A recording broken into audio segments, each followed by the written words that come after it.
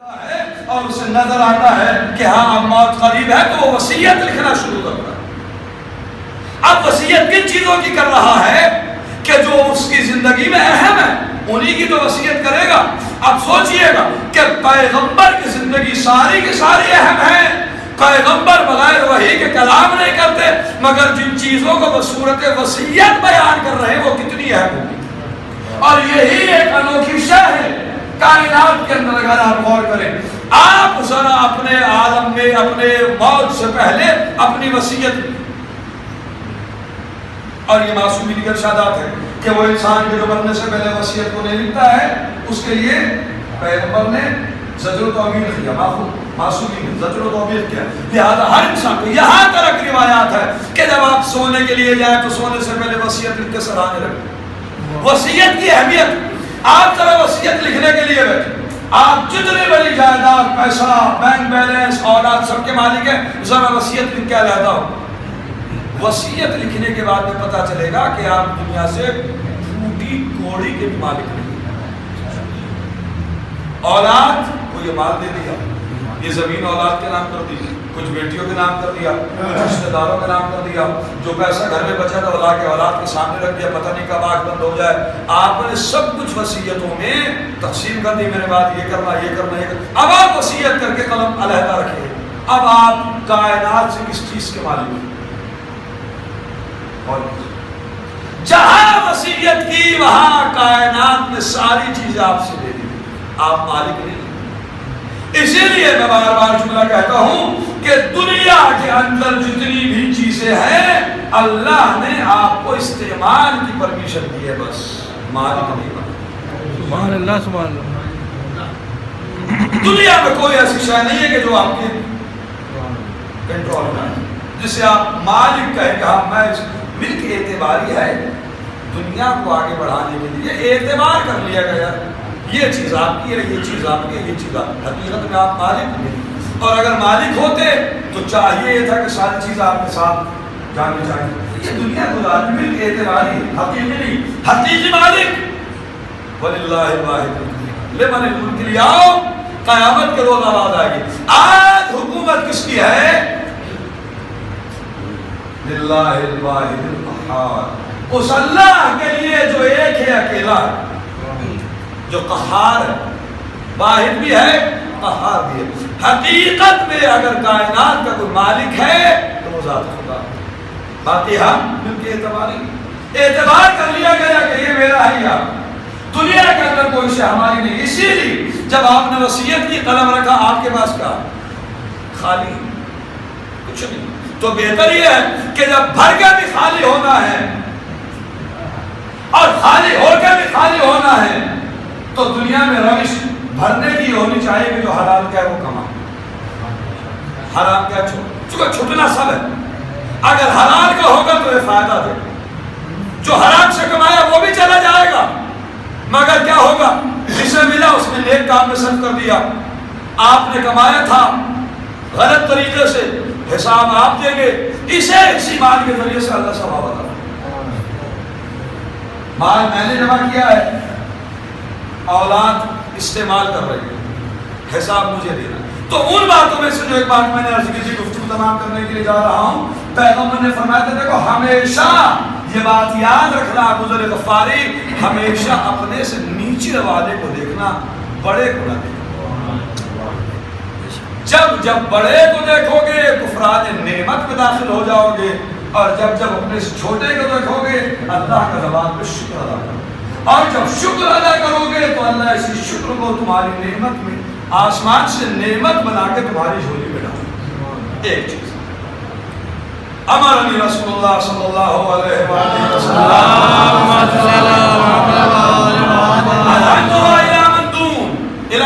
میں ان کی طرف دیکھوں جو مجھ سے نیچے، ولا انظر الى من فوقی، میں ان کی طرف نہ دیکھوں کہ جو مجھ سے بڑے ہیں. بے چین ہو جائے، زندگی راتوں کو نیند بھی نہیں آئے، سکون ختم ہو جائے گا، ٹینشنیں بڑھ جائیں گی، بی پی کا انسان مریض ہو جائے گا. کبھی ذہنی توازن سوچتے سوچتے حالات یہ ہو جائے گی کہ خدا نخواستہ اگر زیادہ پریشر لے لیا، زیادہ سوچ لیا تو پتہ نہیں نس کب پڑ جائے۔ لہذا جب آپ اپنے سے نیچے والوں کو دیکھیں گے سکون میں رہیں، ذہن میں سکون میں، دماغ، باڈی، زندگی، اللہ کا شکر، آپ کبھی اللہ کی راہ سے دور نہیں۔ چار باتیں فکر کرو۔ امرنی بحب المساکین والدنو منہم، پیغمبر خدا نے مجھے وصیت کی کہ اے ابو ذر ہمیشہ مسکین لوگوں سے محبت کرنا، جو کمزور ہیں، جن کے حالات نادار ہیں، جو غریب ہیں، ان سے محبت کرنا۔ اب یوں تو اگر جاؤں تفسیر میں تو ہر قول کے اوپر ایک واقعہ ہے۔ پیغمبر مسجد نبوی کے اندر بیٹھے ہوئے ہیں، امیروں کی بس میں کچھ امیر بیٹھے، ایک غریب آدمی آ گیا جس کا لباس میلا تھا۔ آنے کے بعد مسجد نبوی میں بیٹھا، اس امیر نے اپنے سفید لباس کو اس سے علیحدہ کر لیا۔ نبی نے دیکھا کہ یہ کیا کر رہا ہے؟ کیا اس کا لباس ملنے سے اس کی قربت تمہارے میں آ جائے گی؟ کیا اس کے پاس بیٹھنے سے اس کی قسمت تمہاری قسمت میں تبدیل ہو جائے گی؟ اس کا لباس اگرچہ نیا نہیں ہے مگر کوئی دھبا تو نہیں، پیمند ہو سکتا ہے غریب کے لباس میں، مگر جلدی سے غریبوں کی زندگی میں دھبے نہیں۔ اور اللہ انہیں اور ہمیں سب کو اور جتنے بھی افراد ہیں نیک عمل کرنے کی توفیق دے۔ لہذا پیغمبر نے شاہ امرانی رسول اللہ بحب المساکین والدنو منہم، پیغمبر نے مجھے وصیت فرمائی کہ میں مسکینوں سے محبت کروں اور ان سے قریب رہوں۔ اسی لیے حضرت امیر المومنین علی اگر لوگوں کو یہ معلوم ہو جائے کہ فقیر کے پاس بیٹھنے کا مزہ، فقیر کے پاس، غریب کے پاس بیٹھنے سے اللہ کتنا خوش ہوتا ہے، تو لوگ اپنی زندگی میں غریب اور مسکین اور فقیروں کو تلاش کریں، ان کے پاس بیٹھیں۔ اس لیے کہ جو انسان جتنا بڑا ہوتا چلا جاتا ہے خصوصاً دنیا میں اتنی اس کی ٹینشنیں بڑھتی چلی جاتی۔ اسی کو حضرت امیر المومنین ارشاد فرمایا کہ وہاں علم اور جہل کا، علم اور مال کا مقابلہ کرتے ہوئے کہ جب دنیا انسان کے پاس میں آتی ہے اور دولت آتی ہے تو صاحب دولت کو نیند رات میں سونے نہیں دیتی، مگر صاحب علم جو ہوتا ہے بڑے سکون سے سوتا۔ کیوں؟ اس لیے اسے ڈر ہے پھر جتنے انتظامات، جتنے لوگ، جتنے دربان، جتنے حاجم اس کے یہاں ہوں گے، غریب کے گھر میں تو بعض دفعہ کیواڑ بھی نہیں ہوتی اور سکون سے سوتا ہے، مگر وہ سکون ساری شے ہونے کے بعد ابھی تو نہیں ہے۔ اسی لیے دنیا کے اندر سکون یہ دولت سے نہیں ملتا ہے، یہ سکون نعمت پروردگار ہے، اللہ جسے چاہتا ہے اسے عطا ہے، یہ اللہ کی طرف سے توفیق ہے جسے ملتا ہے۔ بسم اللہ الرحمن الرحیم، قل هو اللہ احد اللہ الصمد لم یلد ولم یولد ولم یکن له کفوا احد، امرنی رسول اللہ ان اصل الرحم وان اکبر۔ یہ بات بہت ہے، پیغمبر خدا نے مجھے وصیت کی، وصیت میں نبی بیان فرما رہا ہے کہ صلہ رحمی سے کام، آپس میں نا اتفاقی نہیں ہوتی، صلہ رحمی اگرچہ یہ صلہ رحمی تمہیں پیچھے ہی کیوں نہ لے جائے، مگر صلہ رحمی کا سب سے بڑا فائدہ اللہ کے یہاں تو آخرت میں ملے گا ہی، جو دنیا میں ہے عمر کا لمبا ہوگا۔ آپس میں جو سگے ہیں ان میں اختلاف پیغمبر کو پسند کر لیا۔ صلہ رحم کے متعلق میں نے اس سے پہلے چوتھے امام امام زین العابدین اس کے اندر زنانہ کے اندر جو مجلس پڑھی تھی اس میں نے بیان کیا تھا 5 وصیتیں امام زین العابدین کی، ان میں سے 5 ہی وصیت کہ امام زین العابدین نے فرمایا کہ صلہ رحم آپس میں کرنا، اس لیے کہ جو انسان قطع تعلق کرتا ہے اللہ نے قطع تعلق کرنے والے کے اپنے قرآن میں 3 جگہوں پر لعنت کی۔ آپ دن رات ہوتے لگائیے عبادت الہی میں، مسجد سے گھر نہ جائیے، لیکن اگر آپ قطع تعلق کرتے ہیں اس کا مطلب یہ ہے کہ اللہ کی لعنت ہوتی ہے، اور اللہ کی لعنت کے ہوتے ہوئے دنیا کی کوئی نیکی کام آنے والی نہیں۔ لعنت کا مطلب رحمت الہی سے دور۔ آپ رحمت میں ہوتے لگائیں، اور جب صاحب رحمت اپنی رحمت سے آپ کو دور کر دے، لہذا یہ عبادتیں، یہ ریاضتیں، یہ تلاوتیں، یہ ساری کی ساری یہی رہ جائیں گی اگر آپس میں رشتہ داروں کا، خصوصاً سگوں کا، کہ جو ایک رحم سے، ایک پیٹ سے پیدا ہوئے ہیں، اگر ان میں اختلاف ہے تو صبح سے شام تک آپ اپنے سجدے کو، سر کو سجدے میں رکھیے، پروردگار عالم کے یہاں قابل ہے۔ کیوں؟ اس لیے کہ اللہ نے قطع تعلق رکھنے والے کو قرآن مجید میں 3 مرتبہ لعنت دی۔ اب تفصیل کرو۔ اللہ صلاح شیعہ، چوتھی چیز کہ جس کو حضرت امیر المومنین نے بھی نہج البلاغہ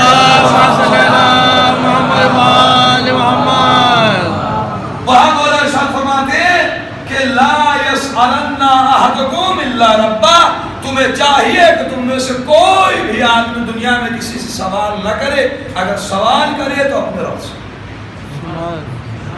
دنیا میں یقین جانیے گا، میں بالکل دل سے بات کر رہا ہوں، جس کے سامنے جا کے ہاتھ پھیلاؤ گے آج میں صحیح کل نہ صحیح پرسوں، ایک نہ ایک دن دوسرے سے کہہ دیا، اور اگر اس کی شان میں گستاخی ہو گئی تو بھرے مجمع میں 4 میں جتائے گا، اور قرآن کہتے ہیں اگر احسان 4 سال پہلے کیا ہے اور جتا آج دیا، سب ختم۔ احسان جتانے کے ذریعے سے باتیں جو آپ نے کیا تھا اللہ ثواب پہ روک نشان کٹ۔ اسی لیے یہ انسان کی مجبوری ہے کہ جب وہ کسی کے ساتھ کرتا ہے تو بتانے کی سوچتا ہے۔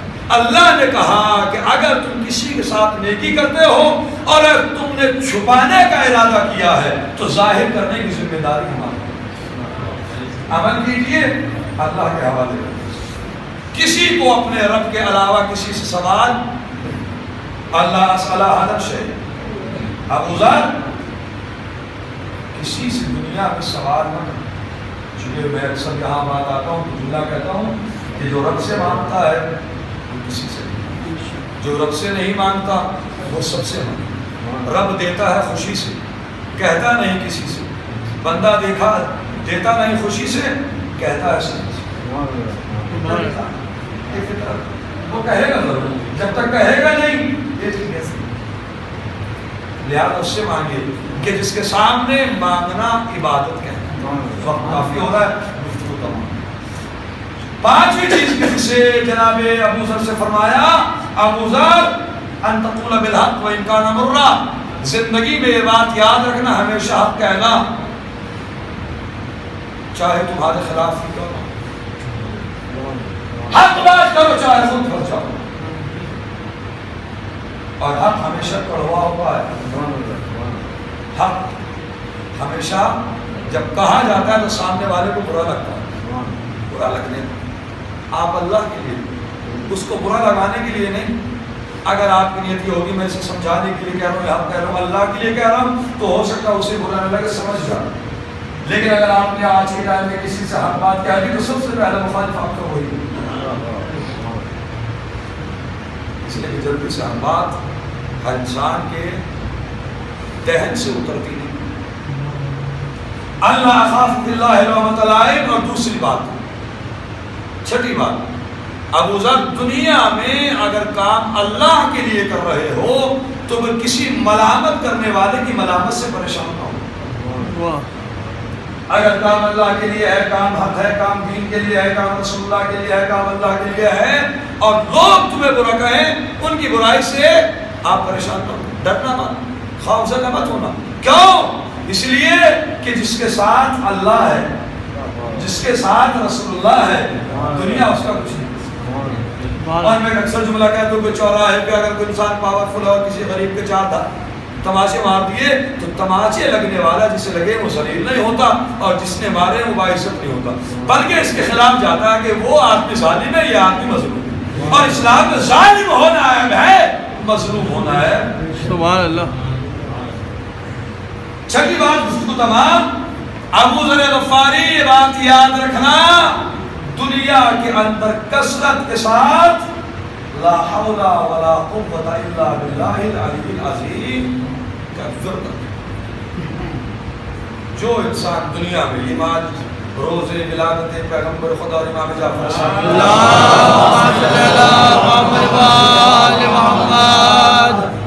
आप जो इंसान इसे आज़माएंगे, पैगंबर खुदा की वसीयत, इसलिए नहीं कि ये देखो पैगंबर ने सच कहा है झूठ, आप इसको पर यकीन रखते हुए पैगंबर ने फरमाया कलिमा ला हौला वला कुव्वता इल्ला बिल्लाह जमीनों के नीचे छुपे हुए खजाने का नाम। अगर कोई इंसान नादार है, कोई इंसान गरीब है, कोई इंसान परेशान है, कोई मुफलिस फकीर है, दौलत उसे चाहिए कलिमा ला हौला वला कुव्वता इल्ला बिल्लाहिल अलीय्यिल अज़ीम का विर्द करे, मुसलसल एक तस्बीह हर नमाज के बाद पढ़े, फिर अपनी जिंदगी 1 साल पहले और 1 साल बाद में देखे कितने चेंज है। क्यों? इसलिए फिर मौला अली ने कुरान दुआ कुमैल के अंदर इरशाद फरमाया, जुमला कह के गुफ्तगू तमाम कर रहा हूं, या मन इस्महु दवा व ज़िक्रुहु शिफा व ताअतुहु खिनन, ऐ वो जात के जिसकी इताअत मालदारी है। जब जब इंसान मालदारी को अल्लाह से दूर रह के देखेगा उसे माल मिलने वाला नहीं है। जब जब माल को इताअत इलाही में देखेगा तो उसे माल भी नजर आएगा, दुनिया भी नजर आएगी, आखिरत भी नजर आएगी। लिहाजा कलमा ला हौला वला कुव्वता इल्ला बिल्लाह अपनी ज़बान में कसरत से पढ़ना, इसलिए कि ये अल्लाह के खजानों की चाबी है। जिसे चाहिए वो खजाना इलाही को हासिल करे। इस कलमे हर नमाज के बाद एक तस्बीह पढ़ें, अल्लाह से दुआ करें, जिंदगी में तब्दीली ना आए तो मेरा बयान नहीं, उसका बयान है जिसे काफिर और मुशरिकों ने भी साबित कहा। मसला ये है कि हम इनके बयान करता चीज़ों को वो बातें तो समझ लेते हैं कि जो हमारे फायदे की, मगर मुकम्मल सीरत को अगर हम इनकी हासिल कर लें तो यकीन जाने फिर जिंदगी यहाँ भी बड़े सुकून में गुजरे और इज्जतों के साथ में गुजरे और आखिरत में भी बड़े सुकून में गुजरे और कामयाबी के साथ। इसी के साथ साथ में खत्म दुआ है, हमारा पाक व पाकीज़ा दुरूद व सलाम हो हज़रत मुहम्मद मुस्तफ़ा